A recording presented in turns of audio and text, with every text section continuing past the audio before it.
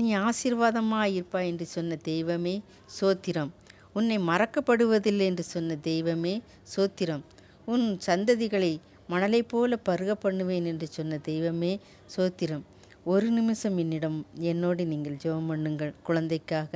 குழந்தை பாக்கியத்துக்காக ஜெபம் பண்ணுங்கள். ஆமேன். எங்களை நேசிக்கின்ற நல்ல தகப்பனே, எங்களை வழிநடத்துகின்ற நல்ல ஆயனே, உமக்கு கோடான கோடி சோத்திரம் ஐயா. எங்களை கண்கொண்டு பாரும், உங்கள் பால் கண்ணால் எங்களை பாரும் தகப்பனே. யார் என்னை கைவிட்டாலும் நான் உன்னை கைவிடுவதில்லை என்று சொன்ன தெய்வமே சோத்திரம் ஐயா. சோத்திரம் சோத்திர சோத்திரம்ப்பா. ஒரு விசை மனமிறங்குங்கப்பா. அன்று அன்னாள் கண்ணீரை பார்த்து மனதுருகி 1 சாமுவேல் 1ஆம் அதிகாரத்தில் 20ஆம் வசனத்தில் சொன்னது போல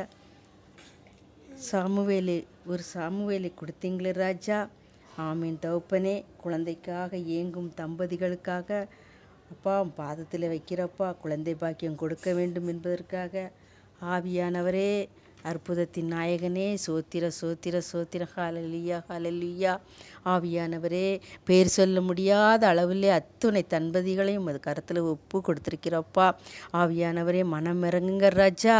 தம்பதிகளின் முன்னோர்கள் செய்த பாவங்கள் மன்னிக்கப்படுவதாக. தாய் தகப்பன் செய்த பாவங்கள் மன்னிக்கப்படுவதாக. தாத்தா பாட்டி செய்த பாவங்கள் மன்னிக்கப்படுவதாக. ஆமீன் தகப்பனே. குடும்ப தம்பதிகளின் தலைமுறையிலே விழாதபடிக்கு, தலையிலே அப்பா அவர்கள் செய்த பாவங்கள் விழாதபடிக்கு நீங்கள் காத்துக்கொள்ள போகிறதுக்காக நன்றி. திண்ணமாய் அவர்களுக்கு இரக்கம், கருணை, பேரன்பு காட்டி அவர்கள் வயிற்றிலே கர்த்தரால் வர அந்த சுதந்திர கனியை கொடுக்கும்படியாக அப்பா உன் பாதம் வைக்கிறப்பா. நல்ல பிதாவே, அப்பா மகிமைக்குரிய ராஜாவே, உன்னில் நான் மகிமைப்படுவேன் என்று சொல்லி அந்த குடும்பத்துக்கு நீங்கள் பிள்ளை பாக்கியத்தை கொடுக்க போகிறதுக்காக நன்றி. நீங்கள் அற்புதம் செய்வதற்காக நன்றி. கோடான கோடி நன்றி. இதற்கு பதில் தருவதற்காக நன்றி. ஹல்லேலூயா. இயேசுவுக்கே நன்றி. ஹல்லேலூயா. ஆமேன்.